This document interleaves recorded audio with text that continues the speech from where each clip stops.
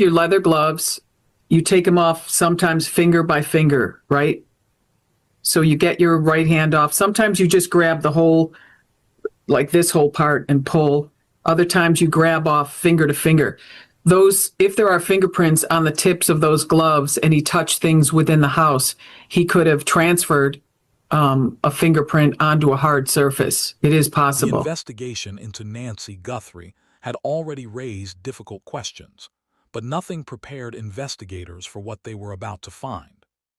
For weeks, authorities had followed every possible lead, searching locations, interviewing witnesses, and reviewing timelines. One person had remained close to the center of attention, Nancy's son-in-law, not officially named a suspect, but not completely ruled out either. Then came the moment that shifted the entire case. The FBI stepped in. With federal involvement came a new level of scrutiny. Evidence that may have seemed minor before was now re-examined with precision. One item, in particular, became the focus of attention: his car. According to reports, investigators obtained access to the vehicle as part of their ongoing review. What they found inside was not immediately made public, but sources described it as significant enough to require further analysis. That single discovery changed the direction of the investigation. Was it evidence that pointed toward involvement, or something that could clear him entirely? At this stage, officials remained cautious. They emphasized that no conclusions had been reached and that the investigation was still active, but internally the pressure had increased. Because whatever was found in that car had the potential to do one of two things: make him the prime suspect, or completely remove him from suspicion. For those following the case, the uncertainty only deepened the mystery. The answers seemed closer than ever, yet still just out of reach. And now all eyes were on the FBI. Because what they uncovered inside that vehicle could finally bring clarity to a case that had remained unanswered for far too long. After the discovery inside the vehicle connected to Nancy Guthrie, the investigation entered a critical phase. What had been found was now in the hands of federal analysts, and every detail was being examined with precision. The FBI moved quickly but carefully. Items recovered from the car were sent for forensic testing. This included surface swabs, trace material analysis, and a full review of anything that could connect the vehicle to Nancy's last known movements. Even the smallest detail mattered: fibers, fingerprints, or anything that could confirm or deny a link. At this stage, nothing was being assumed. Investigators focused on one key question: did the evidence place Nancy in that car? If the answer was yes, it would raise serious concerns about the timeline that had already been provided. If no connection could be confirmed, it could significantly weaken any suspicion surrounding the son-in-law. But the situation wasn't that simple. Sources suggested that what was found was not immediately clear-cut. It wasn't obvious proof pointing in one direction. Instead, it required careful interpretation, something that could either support suspicion or be explained in an entirely different way. That uncertainty created tension. Because in cases like this, evidence doesn't always speak clearly.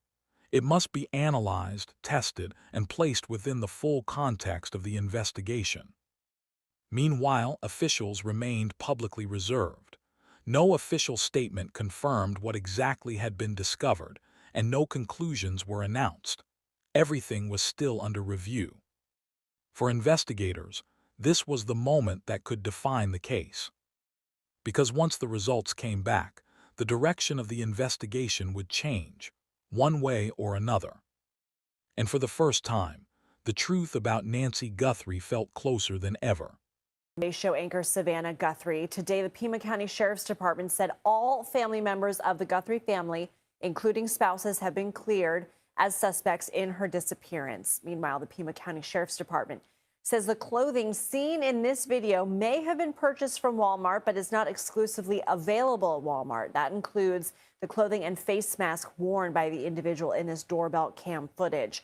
Right now, it's not clear whether the items were bought online or in person at a store. It comes as a law enforcement official tells CBS News they have deployed signal sniffers. This is a high-tech tool that can potentially detect emissions from Nancy Guthrie's heart pacemaker. Over the weekend, Savannah posted another video urging whoever took her mother to, quote, do the right thing. We still have hope. And we still believe. And I wanted to say to whoever has her or knows where she is that it's never too late. Officials are asking anyone who might have information to call the sheriff's number on your screen or 1-800-CALL-FBI. CBS News reporter Andres Gutierrez is in Tucson. So what more do we know about the items the suspect had on and this tool that officials are using to possibly find Nancy? Yeah, at this point, investigators believe that the suspect may have done some one-stop shopping. While, yes, not all the items are sold at Walmart, we do know that one that is important is the Ozark Trail hiker backpack that's 25 liters that has those distinctive stripes there on the back. That were seen in that doorbell camera. Right now, investigators have been here at the local Walmart store scrubbing through surveillance video as well as going through the in-store records, trying to figure out who may have purchased this either in-store or online. At the same time, the investigators are processing male DNA profile recovered from a glove that was found here near the scene. That profile is right now being entered into a national DNA database. If there is a hit, it could lead them to a suspect's name. And then, as you mentioned, there is the high-tech resources that they are using. Authorities are using what they are calling a signal sniffer. That's a radio frequency detection device that's usually mounted on a helicopter. Investigators are trying to detect any faint emissions from Nancy's pacemaker. If that device emits even a weak signal, it could help narrow down where ground crews should be searching next. Lindsay. All right, let's talk about the statement from the sheriff's office saying that they have cleared the Guthrie family of any involvement in Nancy's disappearance. What more did they say? Well, the sheriff was very direct. He said that Nancy Guthrie's his family is not under suspicion. He pointed out that the family has been very cooperative from the start. In fact, he said that people should stop speculating online. He called the family victims in this case. He says that law enforcement remains focused on the mass suspect that they've seen in that doorbell camera, but also the forensic evidence that they're working through right now and trying. As forensic testing continued on the evidence recovered from the vehicle tied to Nancy Guthrie, investigators prepared for the moment that would define the entire case: the results. Inside the lab, every item was being analyzed with precision. Nothing was rushed. In cases like this, conclusions must be supported by clear and verifiable findings. Even a small detail, if confirmed, could carry significant weight. The focus remained the same. Did the evidence connect Nancy to that vehicle in a meaningful way? Early indications suggested that the findings were not simple. The evidence did not immediately point in one clear direction. Instead, it required interpretation, placing it within the context of timelines, statements, and known movements. That complexity created tension within the investigation, because depending on how the results were understood, they could lead to two very different outcomes.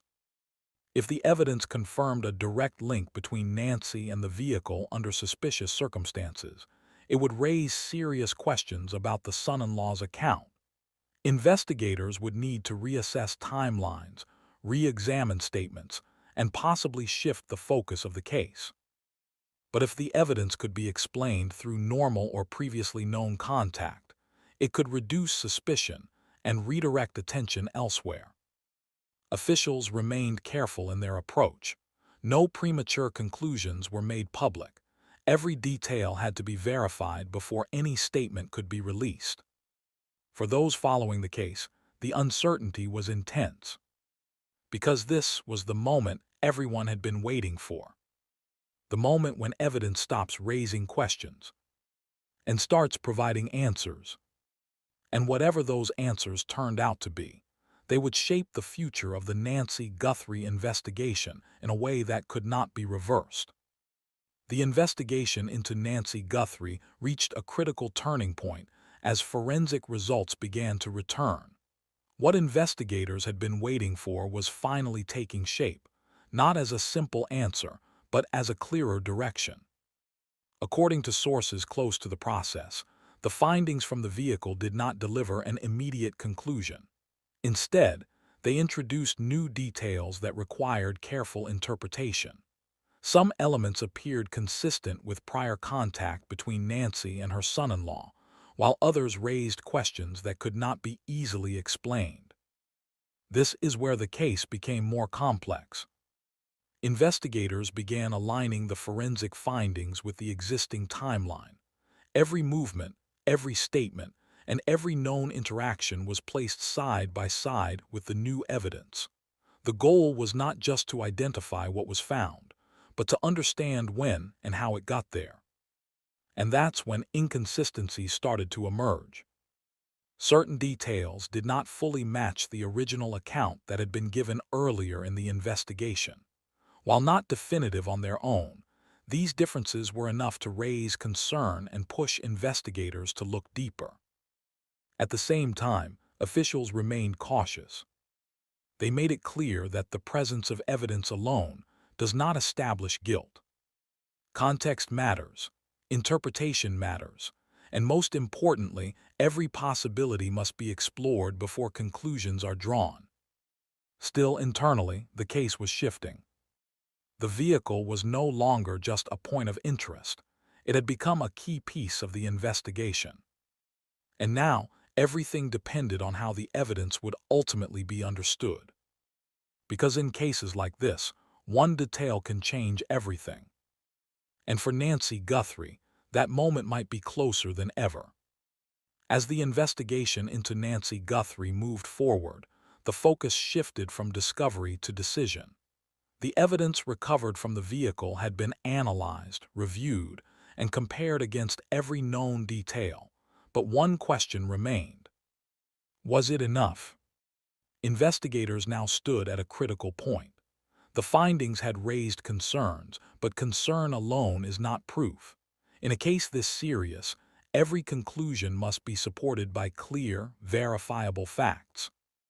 The challenge was understanding what the evidence truly meant. Some elements pointed toward possible inconsistencies in earlier statements. Timelines were being rechecked. Movements were being reviewed in greater detail. Investigators began revisiting interviews, looking for anything that might align or conflict with what the forensic results suggested. At the same time, alternative explanations were carefully considered. Could the evidence be explained by normal, prior contact? Was there a reasonable, non-suspicious reason for its presence? These questions mattered just as much as the evidence itself. Officials made it clear that the investigation was still ongoing. No one had been formally charged, and no final conclusions had been announced. The process had to remain fair, thorough, and based entirely on facts. But internally, the pressure was building. Because every piece of evidence brings the case closer to a decision, one that could either confirm suspicion or remove it completely. For those following the case, the tension was undeniable. The answers were no longer far away. They were right there, within the evidence, the timelines, and the truth waiting to be fully understood. And when that truth finally comes out, it will determine everything that comes next. The investigation into Nancy Guthrie had reached its final and most critical stage. After weeks of forensic testing, timeline analysis, and repeated reviews, investigators were now faced with the moment that would define the entire case. All the evidence, especially what was found in the vehicle, had been carefully examined. Every detail had been cross-checked, every possibility considered. Now, the focus shifted from analysis to conclusion. Officials approached this stage with caution. In cases like this, conclusions cannot be rushed. The presence of evidence alone is not enough. It must clearly support one explanation over all others. That standard guided every step of the process. According to sources, the findings did not provide a simple answer. Instead, they clarified certain aspects of the case while leaving others open to interpretation. Some details strengthened investigative concerns, while others allowed for alternative explanations.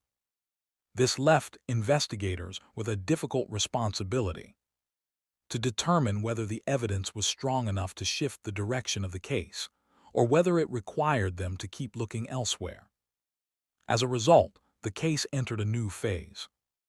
The son-in-law remained under careful review, but officials avoided making definitive public statements. At the same time, other leads were not dismissed. The investigation stayed active, with multiple possibilities still being considered. For those following the case, the outcome was both revealing and frustrating. Because while the evidence brought clarity, it did not deliver a final answer. And that is sometimes the reality of complex investigations. But one thing remained certain. The search for truth in the case of Nancy Guthrie was not over. And as long as questions remain, the investigation continues. I wanted to talk to you about the latest on the kidnapping of Nancy Guthrie, the mother of Savannah Guthrie, who I'm sure you all know from the Today Show. I do want to tell you what we know at this time, although it is changing sometimes hour to hour. The reason I'm talking about this is twofold. One is you're concerned about it just as I am. You probably feel like you know Savannah Guthrie because you've watched her so much. I do know Savannah Guthrie. I've worked with her a number of times. She's interviewed me over the years. I've spent some time talking to her off camera as we were getting ready for interviews, or we were sitting while others were doing things on the show, and we've had the opportunity to get to know one another. Let me tell you, there aren't two Savannah Guthries. She's not one way on camera and another way off camera. She's a very real, warm, genuine, authentic individual. So if you feel like you know her, you do get the real Savannah Guthrie on camera that you would get if you met her on the street or at some event or something. This obviously is a terrible, terrible time for her and her family, as I'm sure you're empathetically feeling for her. The other reason I'm talking about this is because I did choose to get trained in forensic psychology, which is psychology in the law, and that includes criminal activities. And for over 45 years now, I guess, I've either been working with law enforcement, I've worked with the FBI, state, local law enforcement. I've been involved in some of these kind of cases, and I've been reporting on them a lot over the last 25 years. And this is a very unusual and disturbing case. This isn't following the pattern that kidnappings typically follow. And sadly, there are enough that there is a pattern. And data and patterns matter in these kind of situations because they help you to know how to resolve them. And there are some things that it might be of interest to you to know. Most kidnappings don't get reported, probably because the kidnappers say, don't call the police. We have your loved one, don't call the police, and most people don't want to do it. They don't want to do anything to upset the apple cart. A decision has to be made really early on. You have to make a decision what your primary objective is. Is it number one, to catch the perpetrators, or is it alternatively to get your loved one back? And almost always, it is to get your loved one back. And those aren't necessarily the same thing all the time. If it's to catch the perpetrators, you go down a different path in trying to catch them, trap them, discover who they are, versus just getting your loved one back, which you can do without finding out who it was that kidnapped them. And that's the reason they sometimes don't call the police, or if they do, call the authorities. They're very discreet about it, and oftentimes the authorities will tell them, look, you have to decide, are you willing to pay a ransom or are you not? And if professionals are involved, these things get resolved about 97% of the time. If you have insurance against kidnapping, which most people don't, of course, or you have the money to pay, then the vast majority of the time, these things get resolved and the person gets recovered unharmed. Certainly if there are professional negotiators involved, because there is an art to this, there is a science to this. And let me assure you, there is nobody better at this than the Federal Bureau of Investigation. They have this to an absolute science. Their primary investigator that's now retired is a gentleman named Chris Voss, and he is the master at how to go about this. If you don't have professionals involved in negotiation, the resolution drops to about 40%. If no ransom is paid, it drops to about 11%. If you're willing to pay the ransom and you've got professionals involved in the negotiations, these things usually turn out okay. And by the way, it's not like you see on television. It's not like, $50 million are paid. The average kidnapping is not a high-yield crime. It's single-digit thousands globally. So this isn't something that kidnappers get rich over. It's very rare that there's a big high-dollar kidnapping that they pay and the person gets returned and the kidnappers get rich. One of the things that we know